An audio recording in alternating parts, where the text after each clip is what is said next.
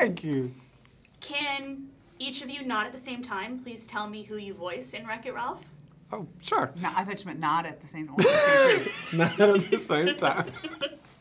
Not so generic. Good. We're getting punchy, just so you know. I play Fix-It Felix Jr. from the game Fix-It Felix Jr. And I am the ultimate good guy. And all I wanted to do is fix things. And Ralph, Wreck-It Ralph, all he wants to do, all he does is tear things down. Ends up he wants more out of life. But what I realize is that I can't do my job, which I really need, if Ralph ain't there. So that becomes my challenge, is to bring him back so we can get back to normal. All right, Sergeant. Yes. Tell us about your character, please. I voice Sergeant Calhoun, and my game is Hero's Duty, and it's a first-person shooter game, and it's really high-def and violent, and it's like being in the middle of a war movie. It's an almost a virtual experience, and I'm just this tough as nails head of this whole group of recruits of young men who are trying to find we're trying to fight the cybugs and get the medal at the top of the tower. So we're driven, and it's fast-moving.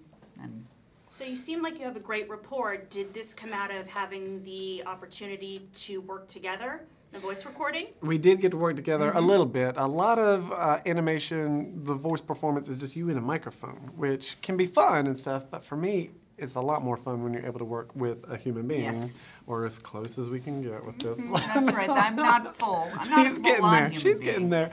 But because you're getting different reactions to things, different reads of a line, and it can, spice up whatever you're bringing to the table too. So besides wanting to fix things, throughout the film, what would you say is Fix-It Felix Jr.'s motivation? Does it change? Well, that's a great question. I think for a lot of the movie, Felix is a little single-minded in his focus until he meets Sergeant Calhoun, and his whole world is kind of turned upside down a little bit.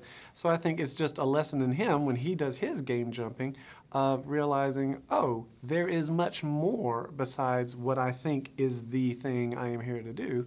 And I think that's a good lesson for any human being, too. Now, when Sergeant Calhoun goes game jumping, gets out of her element, how does she react? Will you tell us about that a little bit? Well, she basically brings herself, But I think what happens is she's gone from being the single-focused military person who's, ever on the lookout for the cybugs and those vicious creatures that ruined her life. She gets into into the other world, and in a different place, she allows her defenses to drop just a little bit and allows him to get inside her heart just a little bit. Just a little bit. And That's just all before it you takes. know it, he fixes her. So, spoiler alert. For all the watchers of those Fix-It shows, which I love, and those who are into video games, who else is this movie for? What audiences? And it's a great story. I mean, it's a great hero's journey. It's you don't have to know video games. I know nothing about video games, and I did no research.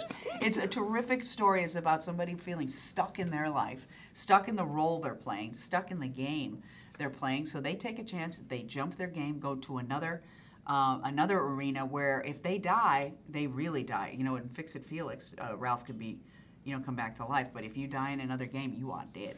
Well, also, too, I mean, it's a Disney movie, and they got a pretty good track record. Okay, pop fly question.